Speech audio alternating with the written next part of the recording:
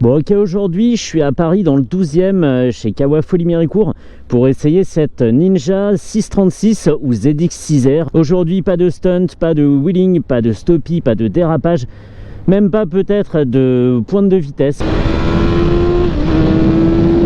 On va y aller tranquille pour répondre à une question. Si on a le budget pour s'acheter qu'une seule moto et qu'on fait absolument une sportive, est-ce qu'elle est utilisable au quotidien ou est-ce que c'est trop de sacrifices? Cette machine a une future concurrente en la personne de la CBR 600RR chez Honda et ça sera intéressant d'essayer les deux. Donc je commence par celle-ci. À l'arrière, on a un Pirelli Diablo Rosso 4 en 180 de large avec un disque de 220 mm de diamètre et un étrier simple piston, une transmission par chaîne, une boîte 6 avec shifter de série, accouplé à un 4 cylindres en ligne qui développe 124 chevaux à 13 000 tours ou 129 chevaux avec l'air forcé, ce qu'ils appellent le RAM R. Chez Kawasaki, il développe 7 mètres kg de couple à 10 800 tours pour déplacer un ensemble de 198 kg. On est en dessous des 200 kg, c'est très bien. La selle est à 830 mm de haut, on a 17 litres d'essence, ce qui est très bien pour une sportive, assez fine en plus de gabarit. Donc c'est parfait, on a une fourche Showa SFF BP inversée au bout de laquelle on trouve deux étriers Nissin 4 pistons qui pincent deux disques de 310 mm de diamètre sur une jante de 17 pouces avec un pneu de 120 de large. Très bien, elle coûte 11 600 € cette machine, ce qui la place vraiment tout à fait en face de la petite Fireblade chez Honda et c'est peut-être pour ça que Honda a tenu à contenir le tarif de sa future petite sportive sous la barre des 12 000 €. Et ça démarre. Alors là, il n'y a pas de doute, on a les bracelets bien sous le T supérieur avec une position bien ramenée sur l'avant. On est vraiment sur une sportive, même sans avoir démarré. Sous les yeux, on le reconnaît, c'est lui. C'est le TFT de 4,3 pouces chez Kawa qui équipe toute la gamme. Il est complet, assez fourni et il faudra un peu d'habitude d'entraînement pour trouver l'information qu'on cherche du premier coup d'œil. En haut à gauche, on a l'indicateur de rapport engagé. Ici, je roule sur le couple en 3e à 2700 tours. La moto est sous starter, là on a l'impression donc qu'elle pousse un petit peu toute seule. On a 4 modes de conduite. Ici je suis en mode road, on a le mode sport, on a le mode rain et un mode rider où on peut désactiver ou activer toutes sortes de choses. Un compte tour dans la zone rouge commence à 15 000 tours et se finit à 18 000 tours, sachant, je l'ai dit, que la puissance maximale est 10 fois 13 000 tours. C'est une moto qu'il ne faudra pas hésiter à cravacher très haut dans le régime, un peu comme sa petite sœur, la ZX4RR. Je sais absolument pas si je vais pouvoir le faire aujourd'hui. On verra, ça sera un peu selon l'humeur du jour et le trafic que je vais rencontrer sur l'autoroute. Ou plutôt le trafic que je vais devoir effacer sur l'autoroute. Donc on a un compteur, évidemment. Pour l'instant, il ne s'agit pas des masses. Il évolue entre 0 et 25 km/h, Paris oblige. En dessous, on a une horloge, une température d'eau, un totaliseur, une conso moyenne en kilomètres par litre. Et on peut faire varier les infos en bas, donc on a une autonomie restante. Ici j'ai la moitié du réservoir et il nous reste 130 km jusqu'à la pompe, ce qui annonce une autonomie théorique ici de 260 km. Une vitesse moyenne 39 km/h, c'est un peu décevant pour ce type de machine. Un temps total, 1 voltmètre. Et on revient à conso moyenne et on peut faire varier les autres infos dans la petite fenêtre en haut à gauche avec la flèche du haut, trip A trip B, totaliseur et un indicateur de conduite éco à côté de la jauge à essence en 6 segments. Alors oui, on est porté sur les poignets, on a les épaules assez sollicitées, je dois dire. C'est peut-être parce que je les ai beaucoup fait travailler aujourd'hui à la salle que je le sens, mais il y a quand même un petit sacrifice à concéder quand on veut conduire cette moto tous les jours. C'est pas forcément facile de se trimballer avec dans des endroits exigus ou dans les bouchons. Ça se fait, mais effectivement on n'est pas dans la moto trop consensuelle non plus. Là c'est un petit exercice en soi. Oh, une rampe, mais génial, je vais sauter. Wow. Et on peut faire défiler aussi des infos comme ça. Trip A, trip B, ça c'était la même chose qu'avec la flèche. Donc aucun intérêt d'utiliser le petit bouton en caoutchouc sous l'écran. Ça fait la même chose que le bouton sur le commodo de gauche. Donc très bien, on n'a pas à quitter la poignée gauche pour faire défiler les infos. C'est souvent quelque chose qui manque sur les motos, le plus souvent d'entrée de gamme. Là quand même à 11 600 €, j'imagine qu'il y aura un peu plus de confort. Bonjour. Et je vais changer après, je vais mettre en mode sport pour l'autoroute, sachant qu'il y a encore une heure, il pleuvait à verse, donc le sol est quand même assez mouillé, avec même des petites flaques de gasoil. Là il y a plein de pièges aujourd'hui. Je suis trop content de l'avoir trouvé. Et merci à Yanis pour le prêt de la machine. On a discuté un peu comme ça, j'ai avancé à pas feutrer discrètement en lui disant hey, sympa cette 636 devant, c'est une moto de démo? Oui, c'est une moto de démo. Boum, rendez-vous. Et je suis là, et j'ai franchement bien visé. C'est insolent. Ce matin il pleuvait avec des mini tornades et tout, des trompes d'eau pas possibles, et là maintenant je dirais pas qu'il fait grand beau, mais il y a du ciel bleu.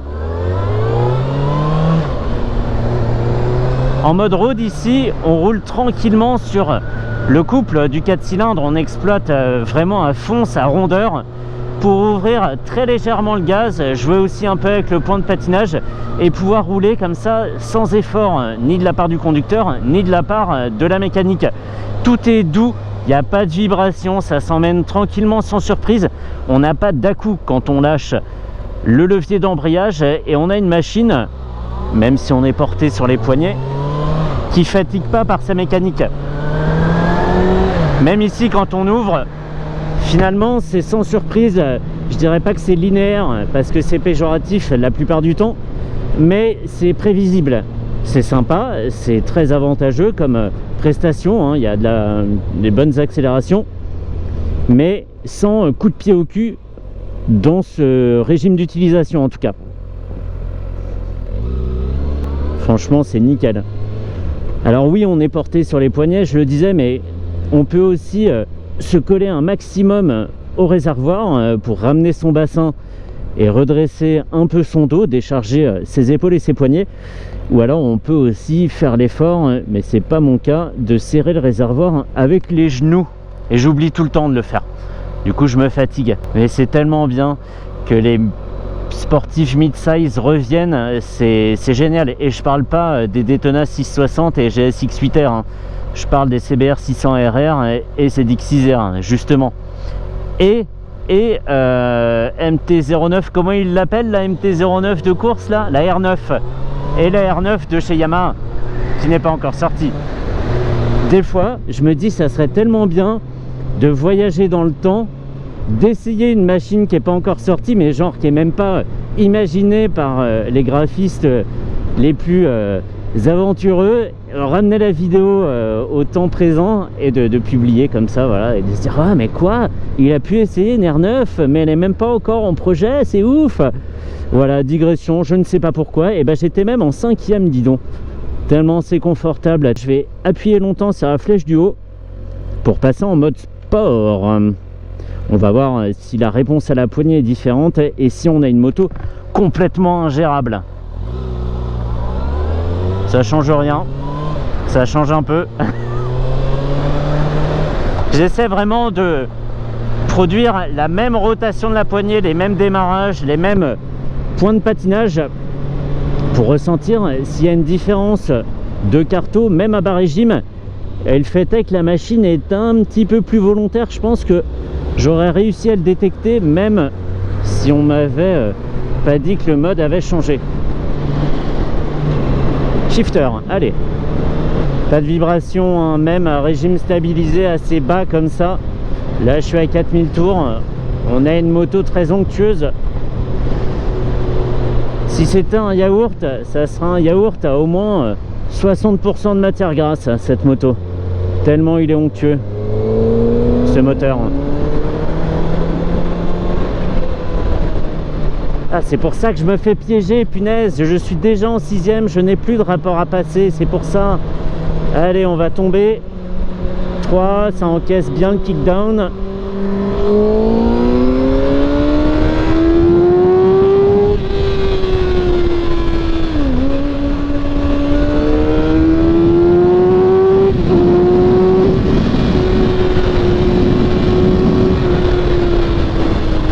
Bon, on va peut-être éviter de faire trop le gogol non plus, hein, parce qu'il y a eu une bosse et que j'ai guidonné, donc on va se calmer. L'échappement est de série et il produit un bruit. Waouh, c'est pas un bruit, c'est une mélodie, j'adore. Et là, je suis pas très haut ni dans le régime, je suis un peu plus de 6000 tours. Je suis déjà en 6ème, à un peu plus de 100 km/h. Et on a un bruit qui est celui d'un petit lion en cage qui attend qu'à sortir. Ça grogne, ça grogne. Avec déjà de la disponibilité.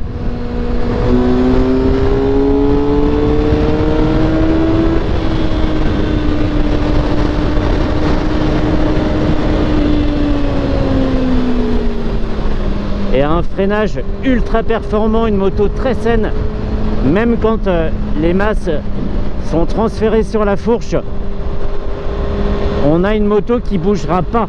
On n'a pas énormément de pression qui s'applique sur le devant, ni de poids. Et ça met vraiment très en sécurité pour les freinages appuyés.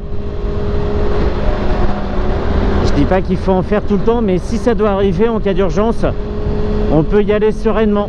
Sur ces deux disques de 310, ça fonctionne très bien. Et comme la ZX4RR, il faut l'emmener un peu haut dans le régime. Il ne faut pas se contenter des premières plages d'utilisation. Cela dit, on a peut-être plus de dispo plus tôt, étant donné que la puissance et la cylindrée sont supérieures. On n'a pas à l'emmener au-delà de 10 000 tours pour avoir des performances très intéressantes. À partir de 7000 tours, on a déjà beaucoup de disponibilité mécanique et c'est super plaisant de faire des relances avec sans forcément tomber en rapport. Et c'est pas une moto, contrairement à d'autres, qui mettra forcément le permis en danger tous les jours. On peut rouler tous les jours avec sans que ça soit un véritable pouce au crime et qu'on se dise ah merde, encore 3 points de perdu cette semaine, eh ben génial, il m'en reste encore 4 et après je dois rendre la machine. Pas du tout. Ici on a une moto qui est certes très vive, mais seulement quand on le veut. Là je peux rester tranquille, posé sur un petit filet de gaz. Je sais que si je fais pas varier l'accélération avec ma main droite, en gros si je tourne pas l'accélérateur, bref, oh le mec, oh là là, le langage empoulé dégueulasse. Je sais que la moto va rester à son rythme tranquille sans vouloir aller plus vite. On n'est pas sur un bicylindre, on n'est pas sur un 3 cylindres. Là on sait vraiment que la mécanique, c'est un 4 cylindres en ligne, il y a du couple, mais par contre on paye cette architecture en devant aller chercher la puissance haut dans le régime. Oui, je vais te libérer, ne bouge pas. Et alors ce qui m'a fait rigoler quand je regardais la moto au début, c'est cette empreinte sur le réservoir, parce que pendant des années les stunters se sont acharnés à faire cette forme là au marteau avec tout ce qui leur passait sous la main pour pouvoir poser leurs fesses en wheeling. Et en fait là elle est déjà présente la forme, donc il n'y a plus qu'à poser le pad en caoutchouc et on peut partir faire des roues avant sur le parking du Cora.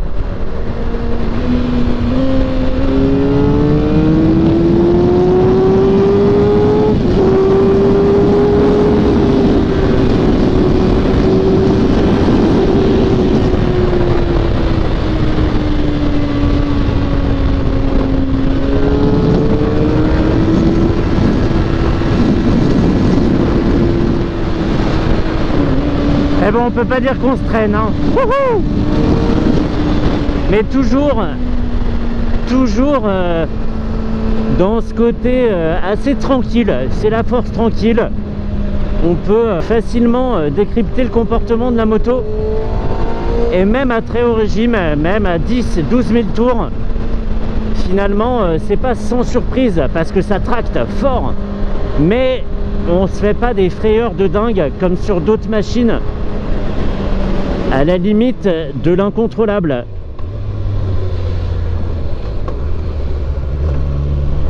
Et on a une direction facile, hein. Je suis souvent étonné à quel point les sportifs peuvent être faciles à emmener comme ça.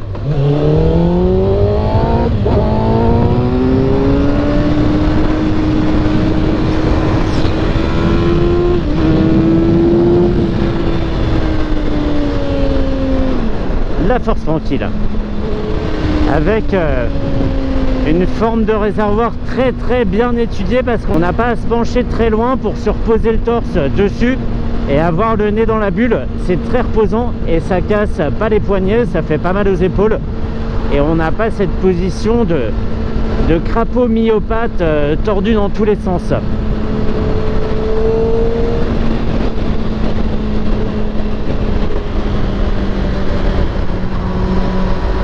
Allez, ça déhanche là.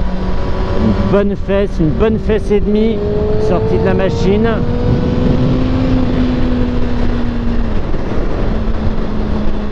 On se prend bien au jeu, hein. C'est moins, on va dire que c'est la cousine tranquille, là où la ZX4RR est une machine folle. Alors les performances, je les discute pas du tout, hein. Elles sont là, on va vite, mais finalement dans une tranquillité géniale. Il y a des sensations, elle se libère cette machine, mais pour elle c'est le footing là. On est tranquille, je serais très curieux de voir ce qu'elle donne à balle sur un circuit assez étendu, là où la ZX4RR justement peut manquer d'allonge. Et on peut pas tout avoir dans la vie, hein. L'avantage des sportives aussi, c'est qu'elles sont très fines. Par contre, ce que je remarque de plus en plus avec les motos carénées, c'est leur sensibilité au vent. J'avais failli faire tomber la moto d'Arnaud il y a quelques semaines, justement, la 4RR, à cause d'une bourrasque latérale. Alors de face, elle perce très bien l'air, mais de côté, c'est des motos sensibles. Elles ont un petit cœur d'artichaut, ces motos, elles sont sensibles. Merci les mecs. Et même sans être un pilote, on se prend très vite au jeu. C'est hyper agréable. Il y a juste ces voitures qui sont à l'arrêt sur la route. Je ne comprends pas pourquoi. L'impression d'évoluer dans une photo et pas dans un film là. Et les mecs, l'accélérateur c'est à pédale de droite, hein. Dit le hors-la-loi.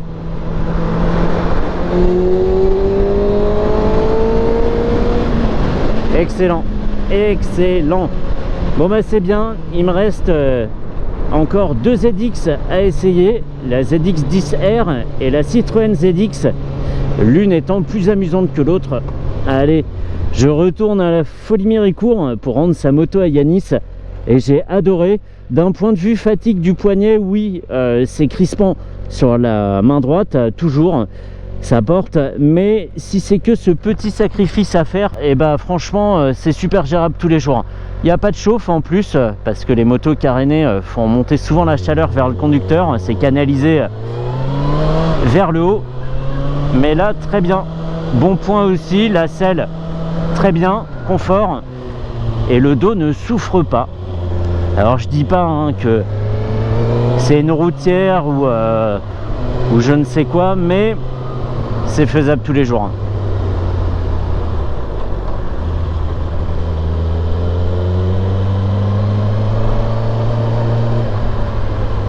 Génial. Eh, j'ai fait monter la vitesse moyenne, hein. On est à 40 km/h maintenant. Le mec se vante d'être un hors-la-loi. Bouh, c'est nul. Allez, retour Paris, je pense Allez, en 2 minutes 30 je peux le faire. À fond de poignet. La conso moyenne explosée. Allez go. Jeudi prochain, 8h30, il y aura quelque chose de complètement différent. En même temps, je prends pas trop de risques en disant ça, étant donné la machine sur laquelle je me promène aujourd'hui. Mais voilà, autant varier les plaisirs. C'est toujours ce que j'essaye de faire. J'en bafouille.